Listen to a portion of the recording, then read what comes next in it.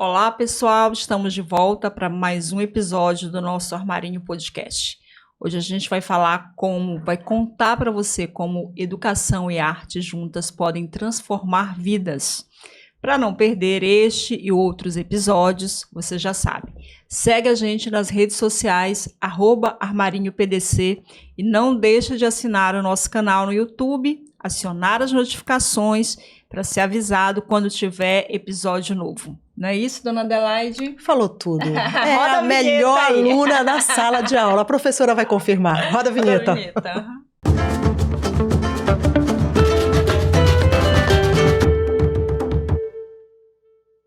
Voltamos, e é isso que a Rita falou. Hoje a gente vai falar sobre educação, arte, cultura, e a gente trouxe aqui uma professora, né? Mas não é uma qualquer professora, apesar que eu acho que nem existe isso. Eu acho que todo professor tem muito valor.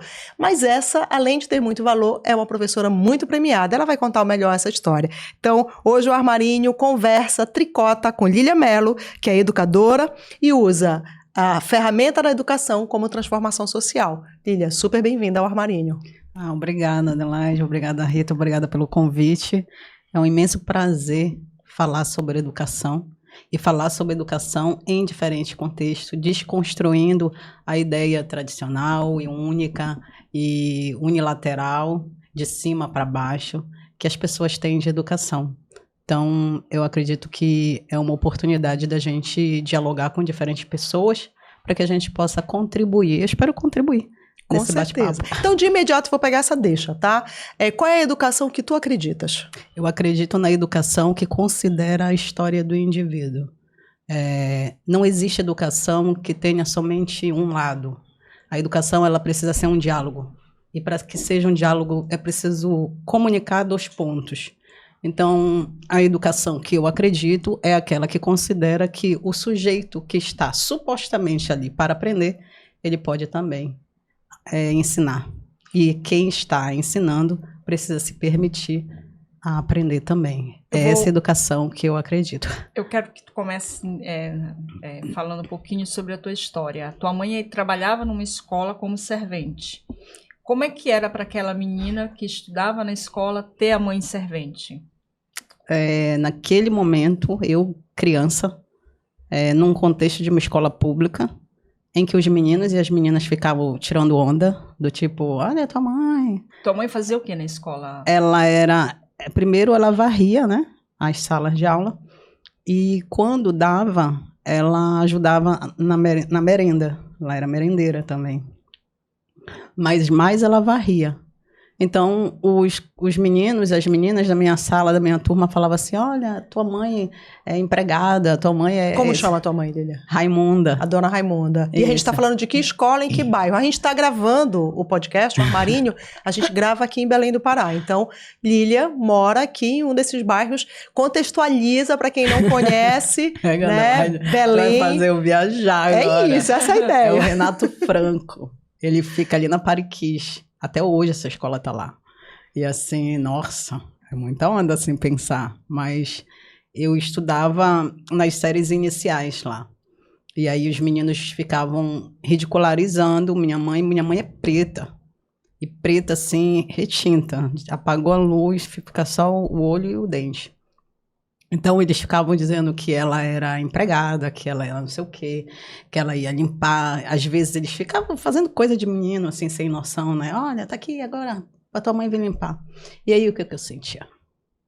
Vergonha. Sentia vergonha. Eu sentia vergonha da minha mãe. Só que ela fez um concurso, né, pro estado, e ela passou. E aí, ela volta para essa mesma escola como professora, para lecionar, entendeu? E aí houve uma desconstrução nessa relação. Só que hoje, eu sinto muito orgulho dessa história, assim. Eu sinto muito orgulho de tudo que ela foi e tudo que ela representa.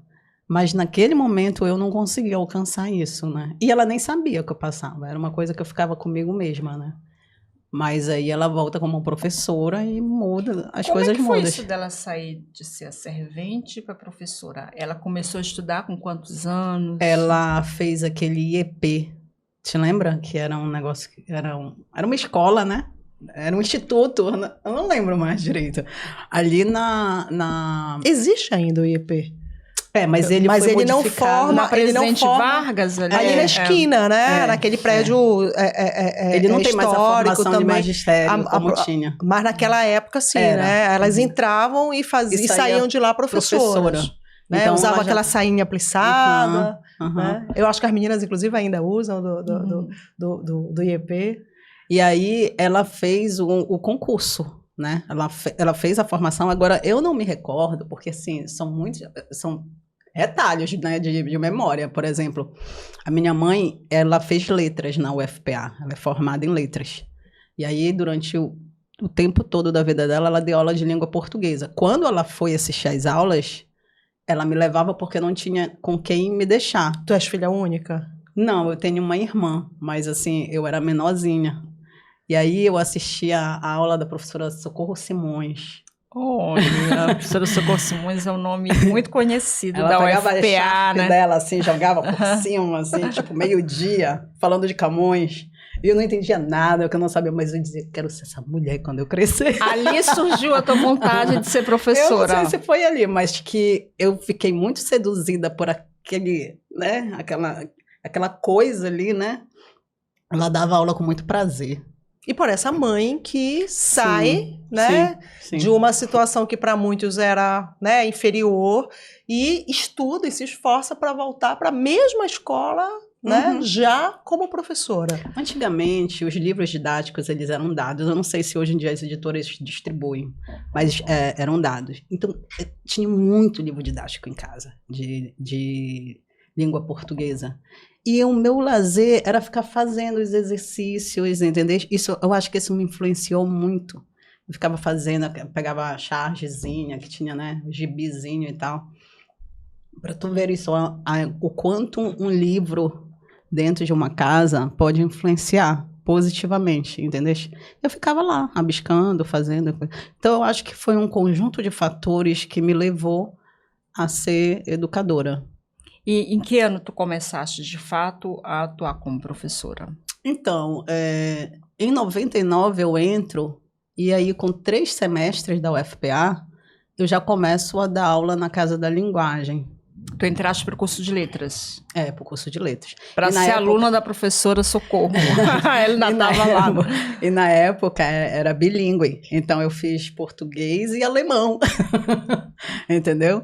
Então, assim, eu comecei a dar aqueles cursos. Os cursos livres, né? É, o curso livre lá da Casa da Linguagem. A Casa da Linguagem, é bacana tu falares isso, porque ela é super importante para a formação de diversas pessoas, um templo da literatura, um templo das letras, né, no Pará, em Belém. E aí, né, vamos lembrar de imediato de Max Martins, de tantos incríveis que passaram por lá. Eu mesma fiz um curso de teatro com Marta West, lendo o livro, né, de Maria Lúcia Medeiros. Sim. Então, eu também tenho memórias lindas da Eu Casa também da tenho. Linguagem. Eu fiz vários cursos. Cheguei em 90, não conhecia ninguém em Belém. Tu não és paraense? Não sou paraense. Ah, tá. Então, cheguei em 90 em Belém para fazer, para estudar, para fazer vestibular. Ia fazer dali a 2 anos, então já vim para fazer o ensino médio hoje, né? E aí era uma forma tanto de, como eu já gostava dessa parte da comunicação, era uma forma de fazer uns cursos de redação, de literatura e de me enturmar na cidade. Então, foi um momento muito legal também, a Casa da Linguagem. Bacana lembrar da Casa da Linguagem. A gente fez esse parênteses aqui nessa entrevista para poder contar Fazer esse mexão. Saudade. Não, porque lá, os cursos que eu ministrava eram específicos para professoras. E as professoras do IEP. Olha só. Entendeste? Nossa, gente. Isso tá tudo no meu mestrado. Que lindo. É muito E louco. aí, tu davas aula na Cremação, ou na Sacramenta? Não, deixa eu te falar. Agora tu sabe um monte de coisa, né, mano? Fez pesquisa. Ela pesquisou Falei que ela passou no vestibular dela, ela foi em primeiro lugar. Eu nasci na Cremação. Então, quando eu chego na Cremação, eu tô na barriga da mamãe. Então, lá e a mamãe mora na Cremação até hoje, naquela casa primeira, onde eu nasci.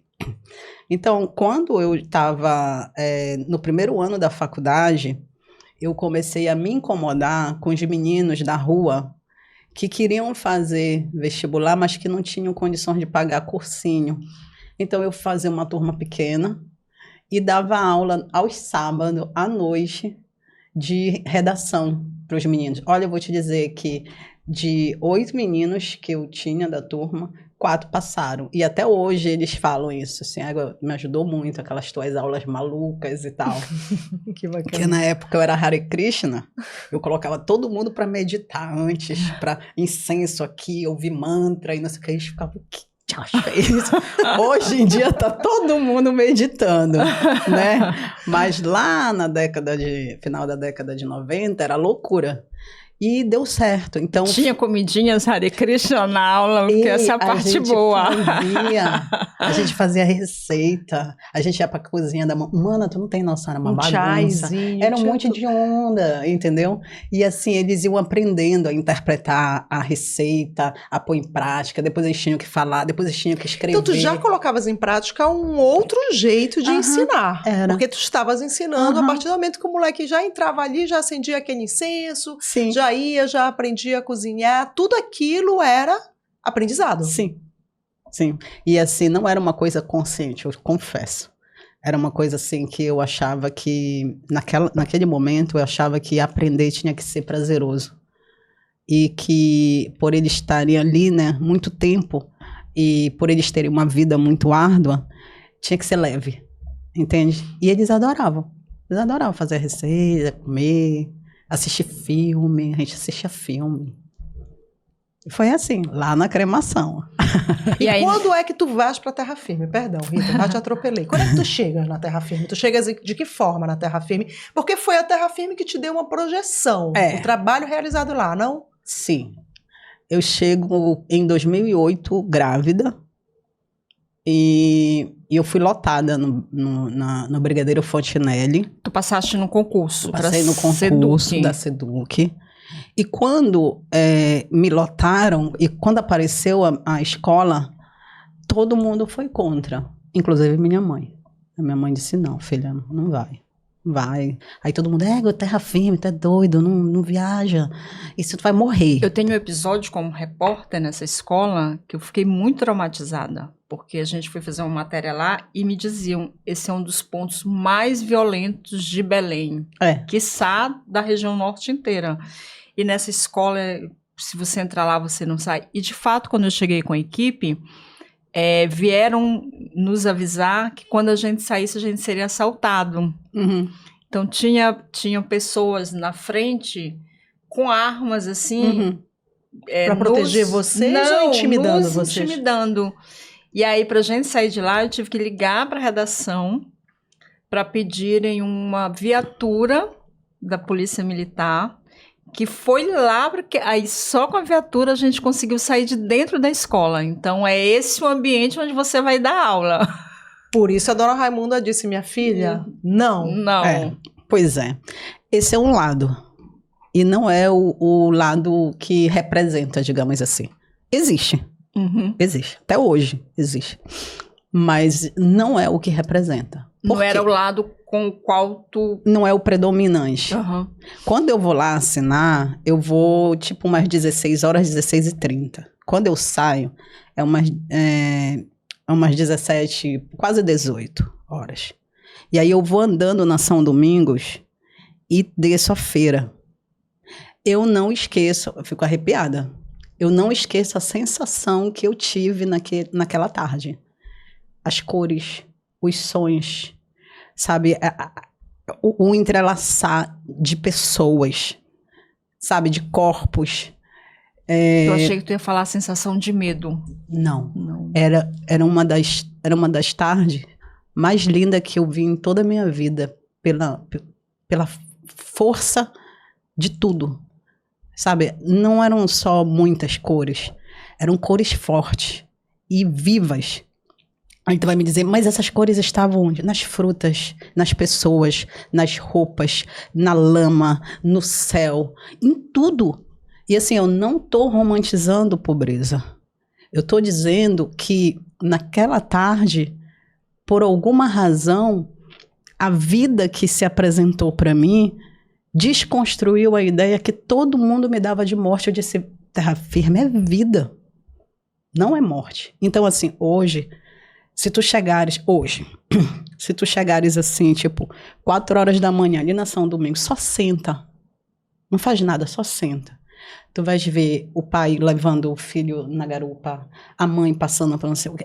É tanta movimentação, a confluência que tu falaste, é tanta movimentação e de coisas que se... A confluência da Terra Firme com o bairro de Canudos, que a gente estava conversando antes, né? Que é o teu... Porque a minha primeira infância foi num bairro vizinho à Terra Firme ali, né? O bairro de Canudos e, enfim, amigos ali, né?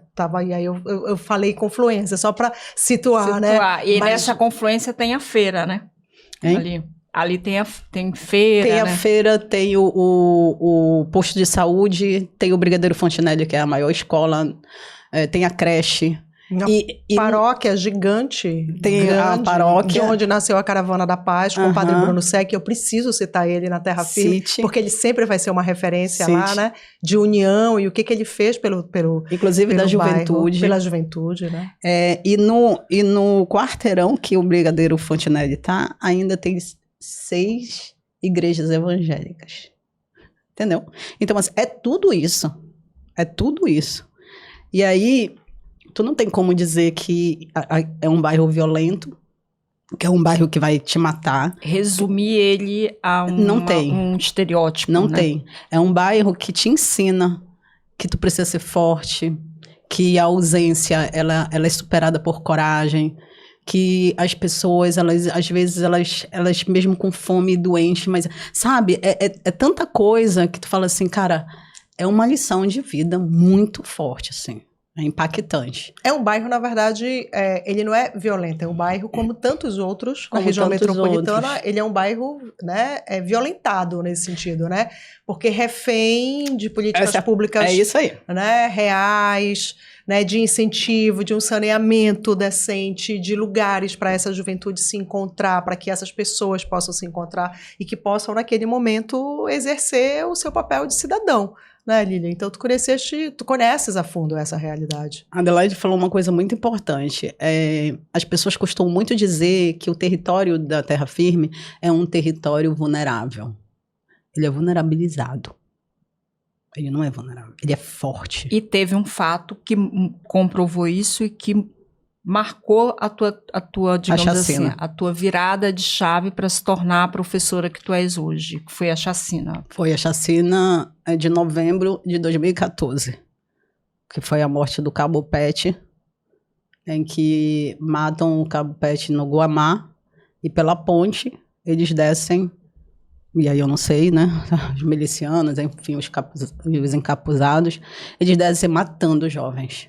E aí esses jovens, eles eram meus alunos, eles eram conhecidos dos meus alunos, eles eram pessoas próximas. O extermínio real da juventude periférica. Porque nenhum deles tinha envolvimento. E ainda que tivesse, né? Para quem está de fora, são só números, né? Morreram 11 pessoas, eu acho, nessa chacina, né? E a vítima mais nova, o Eduardo, se eu não me engano, o Eduardo tinha 14, se não me falha a memória, ele era neto de uma aluna minha de educação de jovens e adultos, a dona Maria Auxiliadora. Então, assim, ele era da igreja, ele jogava na escolinha de futebol, ele vivia ali, naquele convívio, ele foi simplesmente exterminado. E depois essas famílias tiveram que lidar com uma outra violência que era eram as notícias sobre essas pessoas estarem envolvidas de alguma maneira com o crime, né? Não só elas tiveram corpo, a violência física que levou à morte, mas também uma violência moral contra ela e contra as famílias. Para poder justificar, inclusive, a própria violência, né? O assassinato. Como é que isso foi, digamos assim, como é que a comunidade lidou com isso? Que sentimentos isso trouxe à tona? Então, tu estás falando de um luto coletivo, né? A gente sabe que a mídia, pelo menos a mídia tradicional, ela é porta-voz do Estado. Então, sempre vai ser dito aquilo que precisa ser dito no comando de cima. Mas a partir do momento que a comunidade se vê nessa situação e perdendo muitas pessoas e com o risco de perder mais pessoas, e aí existe uma movimentação de acordo com o interesse de cada grupo. Por exemplo, a igreja evangélica se movimenta, né?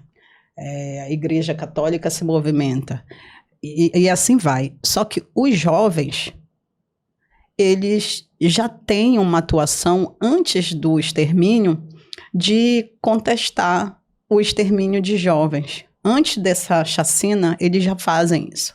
E aí eu percebi que eles estavam já com produções, com letras de rap dizendo não me mata, as meninas com poesia dizendo não aguento mais, e não sei o quê.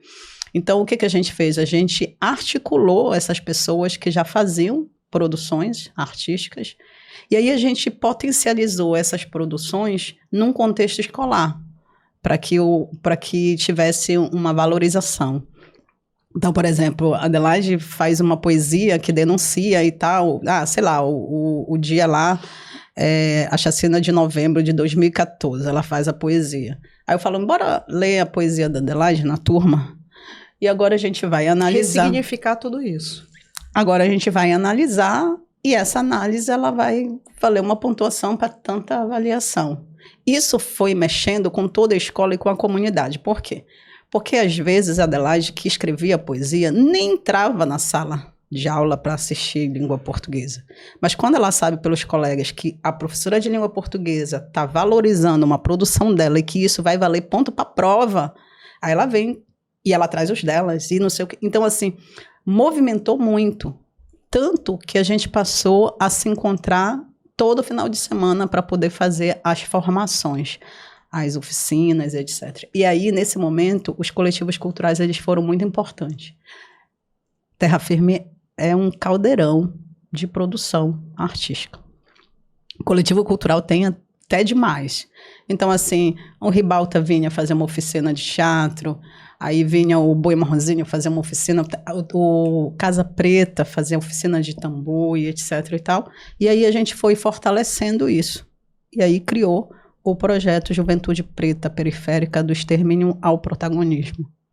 Que recebeu vários prêmios e várias menções e foi reconhecido nacional e internacionalmente. Sim, isso. Porque a gente fazia sarau a céu aberto no meio da quebrada.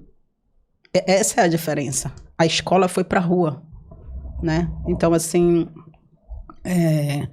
a escola foi para a rua e a rua veio para dentro da escola, porque os coletivos estavam lá. E esse diálogo e essa inversão fez com que se fortalecesse cada vez mais, porque a gente não estava fazendo aquilo por nota. Eu não estava fazendo aquilo para aparecer. E os coletivos não estavam fazendo aquilo para, sabe? Todo mundo estava ali fazendo para continuar vivo.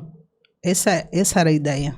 A gente precisa estar vivo. Eu acho que também tinha uma coisa de se ver como alguém digno de ter direitos. Porque parece ali que houve não sei se... eu sentia muito isso nas entrevistas. Uma das entrevistas mais tristes que eu fiz foi de uma mãe que andava com a certidão de negativa do filho. Sim. Porque como todo mundo, ela tinha, assim, quando ela já estava tão abalada que antes de começar qualquer conversa, ela dizia, não, eu vou te mostrar que o meu filho não era, que meu filho não era bandido. Mesmo que fosse, ok, a gente não é isso que está em pauta aqui, mas assim, era tão violenta essa deturpação dos fatos e essa mancha na imagem das pessoas que, além de terem sido mortas de maneira violenta, eram o tempo todo violentadas de novo, as suas famílias.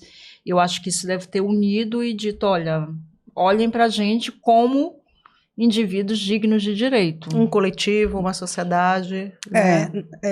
Eles começaram a ocupar outros espaços do jornal.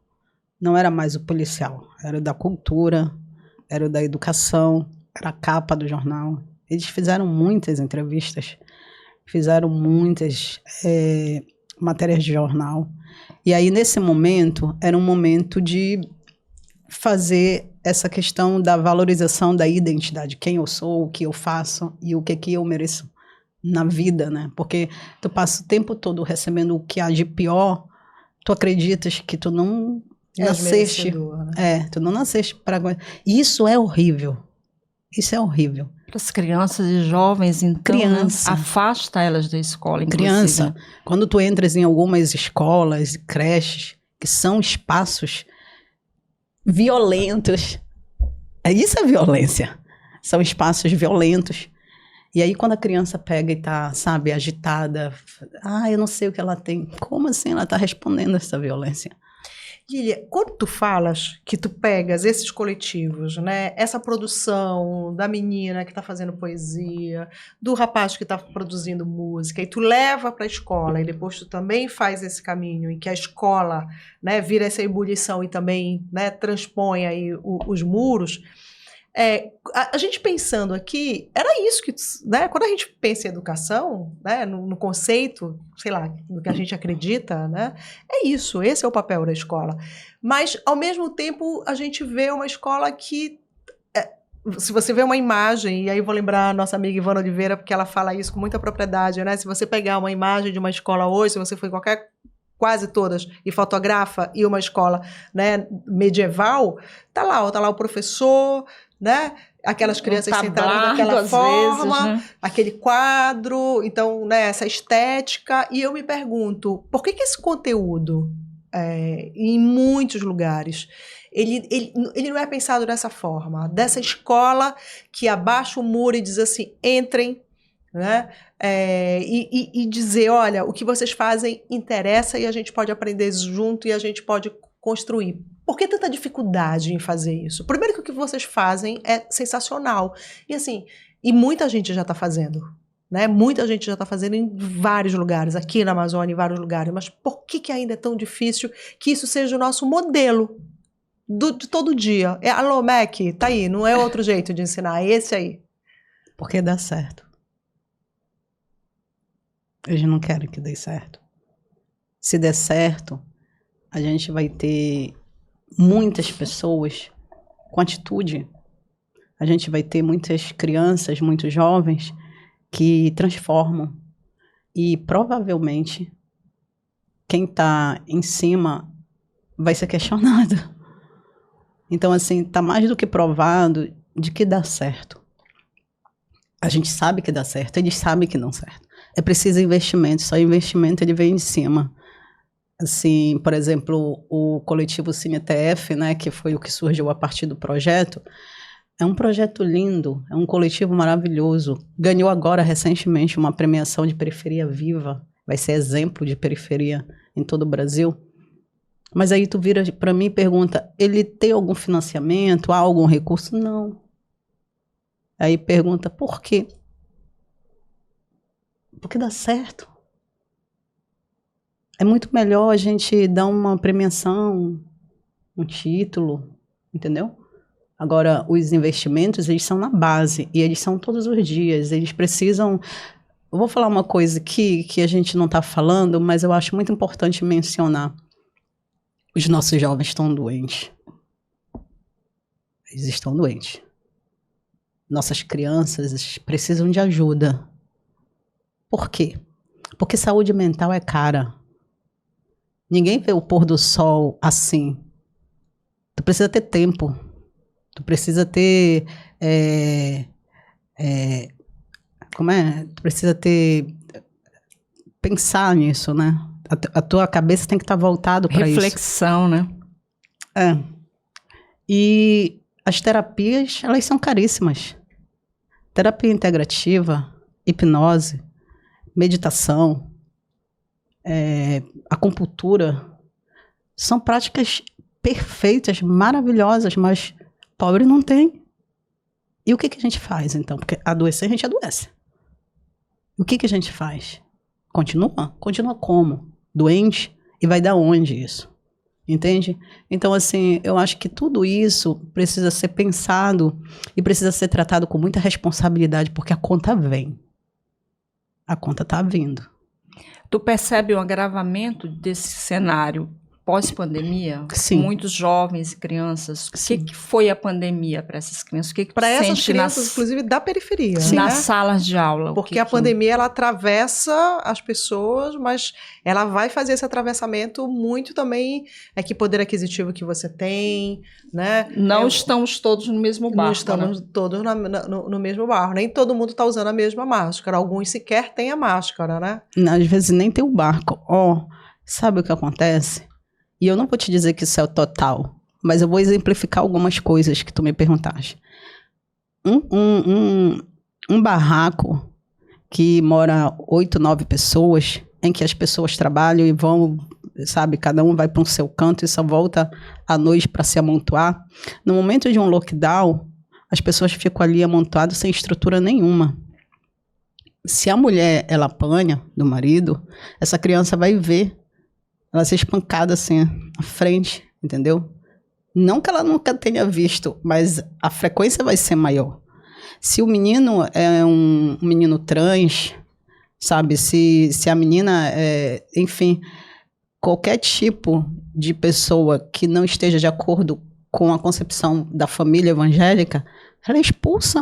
E ela é expulsa da pior forma possível. Eu tive vários alunos expulsos de casa em pleno lockdown, dizendo, eu não tenho por onde ir. Entendeu? Então, assim, isso adoece muito. Adoece as pessoas, porque tu não é aceito. Tu não és acolhido. Tu vê uma violência que é desumana. E aí, como é que a gente trata isso depois? Nós que somos adultas, quando a gente passa por algumas coisas, é difícil. É difícil, a gente fica para baixo, a gente tem dificuldade de levantar, mas a gente tem nossos recursos. E eles? E a professora, como é que fica? Porque muita coisa estoura na tua mão, né? Eu ia perguntar como é que a professora se cuida, né? Se cuida para poder cuidar desses adolescentes que chegam com 1000 questionamentos, 1000 problemas. Mana, terapia e remédio controlado. Eu tenho que fazer. Porque senão não tem como. É muita coisa. E às vezes para, assim, estoura. Eu tô nesse momento que estourou e eu para. Porque não adianta. Não adianta. Agora fica aqui na cabeça. Porque tu tá vendo, é muito de perto. É muito de perto. Pessoas muito próximas. Aí é difícil, né?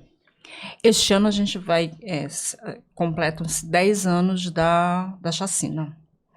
A terra firme de hoje, ela é diferente daquela de 10 anos atrás? No que ela é diferente? Ela é diferente no sentido de que há mais iniciativas. As iniciativas que tinham parado, elas voltaram.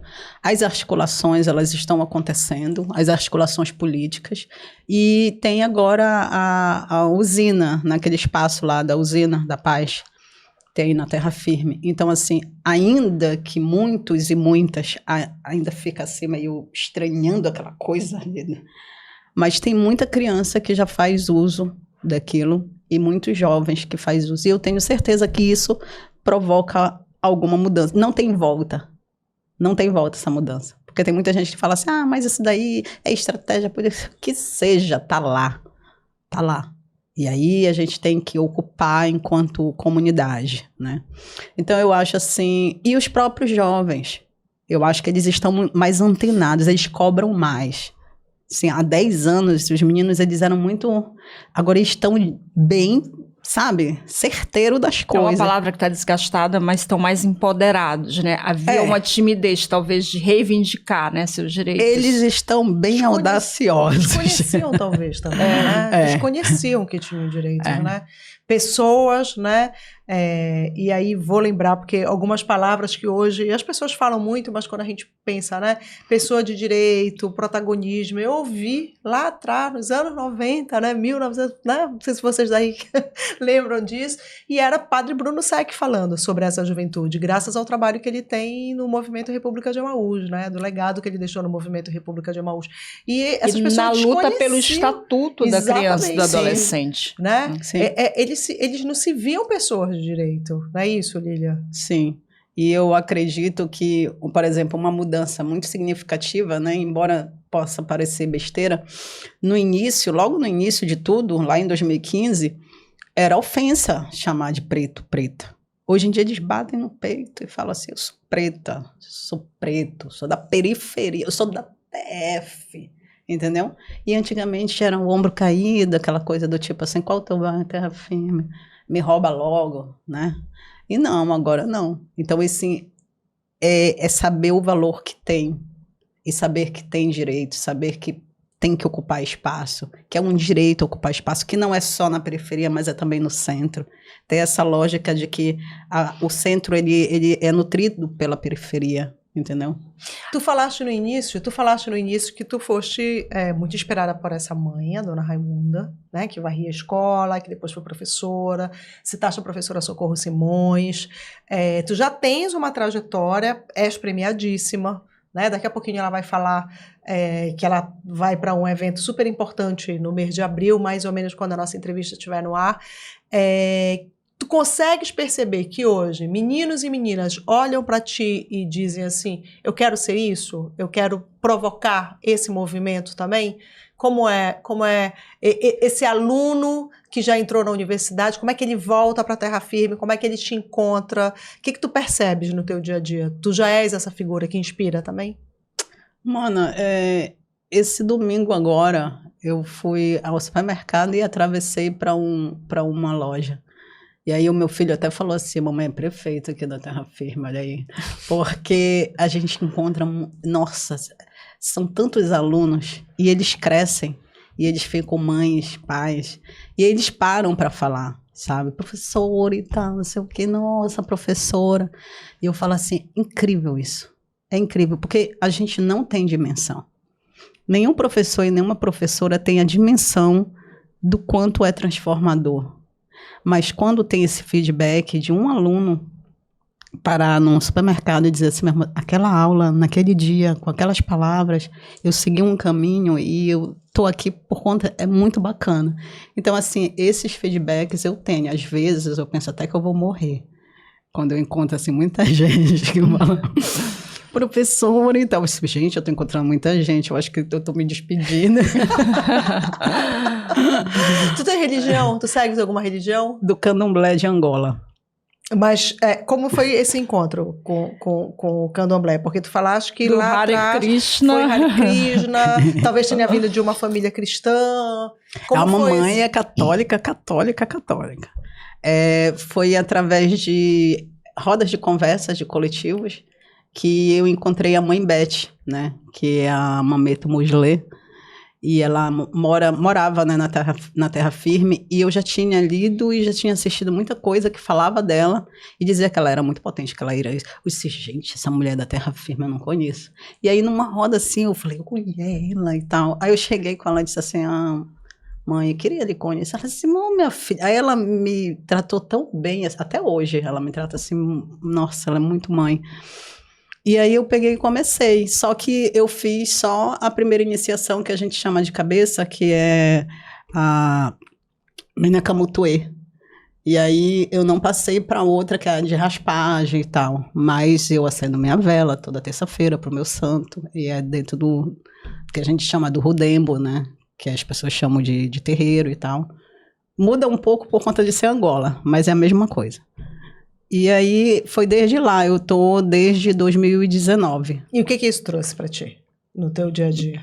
Para ajudar a todos esses desafios, esse encontro com a tua religiosidade? Eu acredito que, primeiro, aquela coisa do tipo, cara, tu é realmente afro-indígena, assim, sabe? Assim, tu não dá para tu ficares... Pode ser que tu te encante com o oriental, eu gosto muito das filosofias orientais, e blá, blá, blá, blá, blá, blá, mas assim, a minha parada é muito mato e eu ainda tô em busca, tá? A minha parada é muito mato e a questão dos orixás. O que muda é de eu saber que eu não tô só, né? Eu sou filha de Nkosi. Nkosi é o Ogum, né, que é conhecido, e a segunda parte da minha cabeça é Dandalunda, que é Oxum. Então, é Ogum e Oxum. Então, assim, são figuras que não me deixam cair. Nunca. Ogum, ele não perde batalha. Ele é um vencedor. Então, eu não tenho por que temer, né? Qualquer coisa, por mais difícil que seja, eu vou levantar. Maravilha. Vamos voltar a falar um pouquinho sobre ocupação de espaços, né? Uma coisa que estava se falando sobre como os jovens hoje já se apresentam, né? Sou preto, sou da terra firme, etc. E isso não só dentro do bairro da terra firme, mas em outros espaços centrais da cidade que antes eram vistos como interditados para eles, digamos assim. Um desses espaços foi o cinema. Conta um pouquinho dessa história. E o Teatro da Paz também, né? Eles deram lá. O cinema, ele é um evento, né? E se tu parares para pensar, é um evento que acontece no centro, geralmente dentro de shopping. Então, se a gente reflete, a gente chega numa conclusão muito rapidamente que o cinema é um espaço de exclusão de pretos e pretas, da periferia. E aí, quando eu assisti o filme Pantera Negra, eu fiquei muito impactada. E aí eu decidi fazer uma campanha. Essa campanha, ela teve uma repercussão absurda, assim, eu nunca pensei que fosse ter toda a repercussão que teve. E a gente conseguiu levar 400 jovens ao cinema. Sendo que numa sessão de 200 pessoas, 200 jovens, eles fecharam o shopping. Eles fecharam o shopping para que os meninos entrassem, né? E assim, eles assistiram o filme com pipoca e refrigerante. E 3D. E eles estavam muito maravilhados, eles estavam muito impressionados. Até eu nunca tinha entrado naquele shopping Metrópole. Até eu fiquei assim, nossa, essa tela é muito grande, gente. E aí vinha um negócio assim em cima da gente, eu dizia, meu Deus, eu estava muito impressionada. E eu sou acostumada com o cinema. Imagina eles. Então causou um impacto muito grande na vida deles. E aí, quando a gente volta, no ônibus de volta, eles chegaram comigo e falaram assim, professor, olha, a gente quer fazer cinema. Eu disse, mano, para com a graça. Para com a graça quando é que a gente começa. E eles fizeram um documentário chamado É Nós por Nós, que conta todos os saraus que eles fizeram. Coisa horrível, mano. Horrível, assim, no sentido como obra da imagem. Visual, né? Você tá falando dessa obra... Com a imagem técnica. Porque ainda era celular da Monster High, mano. Então, eles pegaram todas as captações... Mas isso pode ser uma linguagem. Vamos absorver como uma linguagem cinematográfica. Uma estética. Aí, eles pegaram tudinho, né? E fizeram um documentário chamado É Nós por Nós. Ficou bonito. Bacana o roteiro. E aí eu peguei e escrevi esse coisa para um edital, que era um edital OSGA na escola. Eu acho que vocês conhecem, da UNAMA. Aí eles ganharam em primeiro lugar. E a premiação era a exibição no cinema da obra. E, mano, tu não tem noção. Eles se vendo no cinema, na tela. Ficha primeiro subindo com o nome de todo mundo. Primeiro eu tenho que dizer como a gente chegou, que eu tive que dar 3 viagens no carro. Agora, era tanto cheiro de naftalina dentro do carro, que menina com vestido de 15 anos apertando, segura, fé. Porque eles foram todos de gala. A Van Premiere, né? A Van Premiere. Só vestido longo e tal, e falaram no microfone, deram entrevista pra TV liberal e não sei o quê. Mano, eles estavam demais. E eu falando assim, meu Deus do céu. Aí eu disse, não vai parar. E não parou. Quando tu falas assim, eles sabem o direito dele, hoje eles falam com autoridades. Entendeu? Quando vem autoridade em Belém, sempre quer conhecer o CineTF por indicação de alguém, alguma coisa. E eu deixo eles falarem, entendeu? Eu sou a última que falo se vocês têm uma estrutura física, Lília? É a escola que abriga vocês? Como é fala um pouquinho dessa rotina de vocês, assim, do CineTF. Eles continuam produzindo? Eu sei que vocês, por exemplo, já fizeram oficinas, tenho amigos que já estiveram lá, né, ministrando oficina. Como é que funciona esse projeto? A garagem de casa é a estrutura. E essa questão da agenda, do cronograma, ele está de acordo com os editais que a gente recebeu esse ano, que a gente recebeu 6 editais. Então a gente tem muita coisa para entregar. Só que aqui ou ali sempre vem alguém que quer conhecer o coletivo. E aí a gente faz feito um mini sarau, assim, tipo recita, dança, e aí passa um filmezinho rápido e explica o que é o coletivo. Mas basicamente, e tem o Periferia na Moda que eles estão fazendo agora. Esse é novo. Eles estão É novo? É novo. E eles estão com os caramba, mana, porque a primeira edição do Periferia na Moda foi lá na usina. E assim, nossa, movimentou tanta gente da arte, sabe? Porque é uma... Eu não vou saber falar. É moda Oakley, como é? De reciclável. Que usa Moda peças circular. que já foram... Como é? Sustentável? Não, é sustentável. Upcycling? Oh, isso. Upcycling, olha. Upcycling. Peguei a dica. Falou sustentável, eu traduzi para esse, né, esse isso termo aí aí. bonitinho. Uhum. Então, assim, eles que confeccionam, eles que fazem a transformação e tal. A primeira edição foi uma loucura. Que são roupas que já tiveram, digamos assim, entre aspas, uma vida útil, e aí elas ganham uma nova configuração, digamos assim, jeans, né, que vira... E fica bonito. Fica bonito. Eu não dava muito coisa, não. Eu sou fã. Eu sou fã. Agora que eu já sei o que é, eu sou fã. Olhava assim... E vende? Sim. Então, Sim. Então, se a gente for ali na TF, eu posso comprar da Moda da Periferia, tem já coleções criadas. Fala com a Ana Lu, que a Ana Lu é a mulher que está à frente disso. Inclusive, esse final de semana, teve um bazar lá, entendeu? Que estava tendo toda uma história, assim. E o cara canta. Nossa, eu acho muito bacana isso, cara. O cara cantando, aí as meninas dançando, as roupas ali, tudo organizadinho. Eu digo, é isso. Isso combate a violência? Vocês têm sentido menos? Claro. Dá sentido para a vida. Entende? Assim, eu não tenho, mas eu construo, eu faço, e eu faço coletivamente. É afeto. E o afeto cura todos os traumas, todas as feridas, as mazelas, os receios, os medos. Então eu faço junto. Se a gente fizer junto, é diferente. Qualquer coisa que a gente faça junto é diferente. Já reparou? Até quando não faz nada, assim, tipo, bora sentar uma por cima da outra, não sei o quê. Tem um outro significado. E institucionalmente, Lília, assim, a polícia hoje, né? Quando entra na terra firme, os indicadores, tu percebes que já não vão mais entrar naquele território como terra de ninguém? Eu tenho vários relatos dos meninos que disseram assim mesmo, professora, olha, já ia pegar um bagulejo ali. Sério, como foi e tal, não sei o quê. Não, ele falou, pra onde tá indo? Eu disse assim, eu sou do Cineclube, daqui, olha, meu spray aqui. Ah, tá, vai. Vários relatos disso. Quando eu falei esse combate à violência, era justamente nesse sentido, não a violência de dentro, mas a violência que vem de fora. O fato deles estarem conectados, isso de certa forma protege também, né? Os jovens. Não, e ele é reconhecido como artista, entendeu? Ele não é um vagabundo. Porque se fosse há algum tempo, ser um grafiteiro era ser um vagabundo.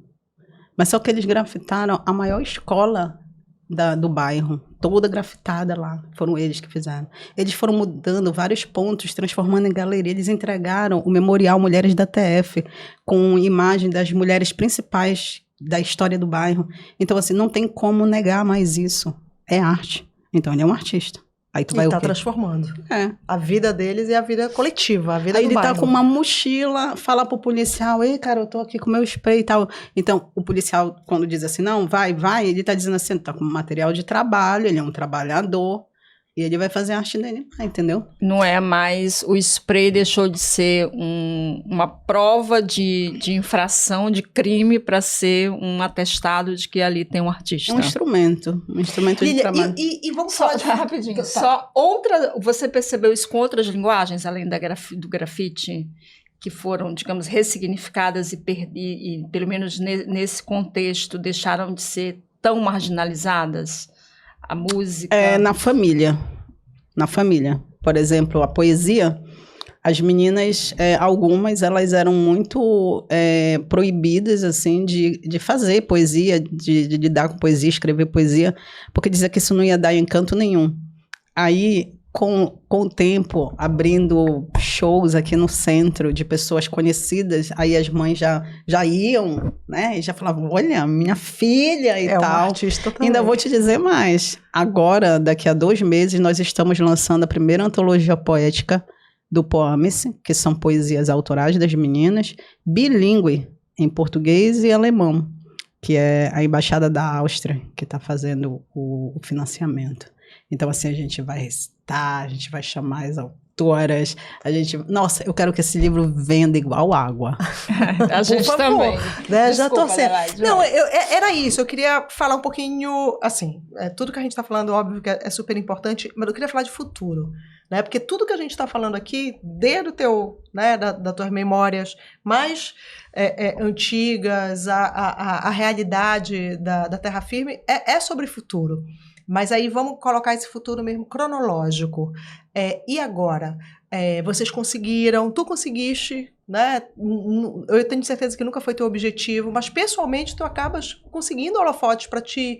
És uma mulher hoje premiada, vais agora para um outro evento fora do Brasil, né? Super importante, vais falar em Harvard.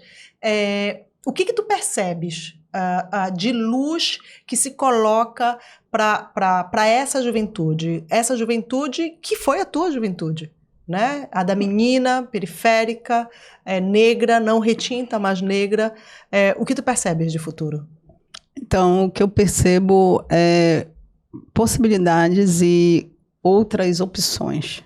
Eu não vou te dizer porque aí, como eu disse sobre o exemplo lá do spray, sobre o exemplo lá da poesia, mas não é, infelizmente, não é só isso. Ainda tem o baculejo, ainda tem a violência, né, física com os meninos. O preconceito forte em outros lugares, nos shoppings, por exemplo. Né, que não acabou, que está aí. Então, eu acredito que o CNTF, ele é uma perspectiva, mas ele precisa, de fato, de investimento e ampliar bem mais, porque ainda é muito pouco.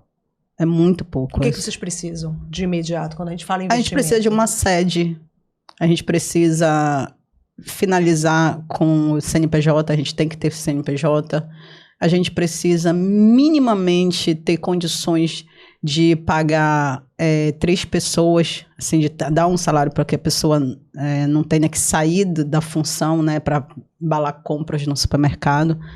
Então, a gente precisa pagar 3 pessoas que possam ter um salário para estar ali.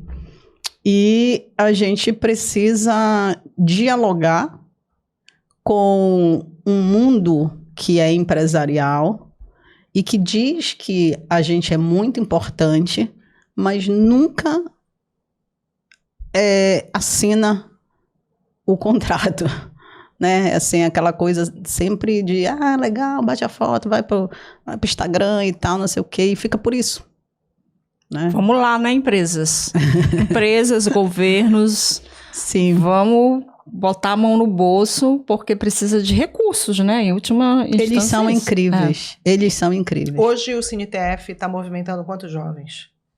A gente sempre tem a contagem de 38 a 40 jovens. É bem significativo. Mas assim, quando a gente faz evento grande, desce a galera. Mas a galera mesmo que tá ali mesmo, assim, que a gente diz, deve ser uns 20 jovens, entendeu? Que é uma galera que a gente chama de pau pra toda obra. Mas assim, eles fazem muitas coisas, eles aprendem sozinhos, eles dão conta de entregar. Agora, recente, eles entregaram um produto pro Peabiru que ficou muito show de bola, que vai fazer a abertura do Lab da cidade. Então, assim, eu acho que tem que parar com essa história de questionar produto. Assim, quando a gente pega um produto que é feito por uma juventude da periferia, a gente tem que entender que o padrão é outro. A concepção é outra. Então, eu vou ficar o tempo todo comparando com quem estava sentado 4 anos numa cadeira estudando técnica. Não é assim. E, pelo contrário, existe o valor de pegar a luz do nada e tal. Então, é sobre isso também. É uma provocação ao mercado, é uma provocação às empresas, é uma provocação às pessoas que dizem que estão tão preocupadas, mas que não tiram a mão do bolso. Hora de tirar a mão do bolso, hora de investir. Olha aí, os resultados são reais. A gente não precisa nem esperar muito para que eles aconteçam. Fala Eles só, estão acontecendo. lista aí os prêmios que esses projetos ganharam nos últimos anos. No Ministério da Educação, em 2018, foi o Prêmio Professores do Brasil, que me deu esse título de melhor professora do Brasil no ensino médio. Em 2020, foi o Global Teacher Prize, que é o Nobel da Educação. Só, né, meu amor? Desculpa, né? Como diz Valéria Paiva. Inclusive, queremos te entrevistar, Valéria. Né? Aceita que dói menos. Aceita que dói menos, né?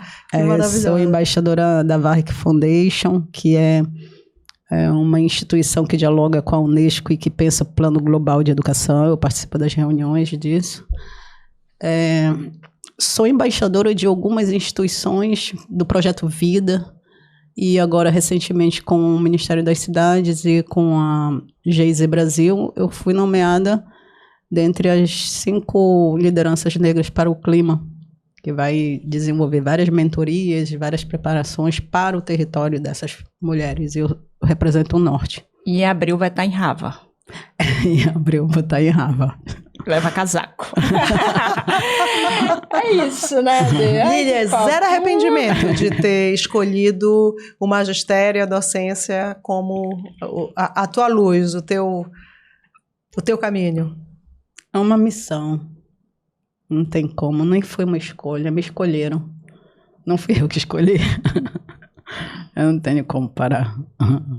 Boa, onde a gente te encontra, além de ir lá na TF, onde é que a gente te encontra? No Instagram.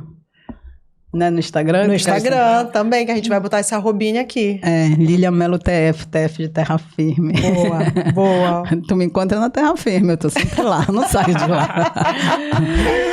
Olha, Lília, super obrigada, um prazer te ouvir, conhecer essas histórias. Compartilhar com quem ainda não conhece, tem que conhecer uma história linda. Né? E que esse futuro só seja mais incrível para ti e para toda essa molecada que está ali na terra firme e que inspire outros tantos professores e outros tantos jovens, adolescentes em outras áreas periféricas, porque tem muita gente que está precisando de uma inspiração e que sejam vocês. Eu agradeço imensamente o convite mais uma vez e conversar, dialogar juntas, né? É sempre uma honra. Porque a gente aprende muito e eu aprendi muito com vocês. Obrigada. Beijo, tchau. Tá vendo? Semana que vem tem mais. É isso, não perde o armarinho, olha só. Tchau, Beijo, até semana que vem.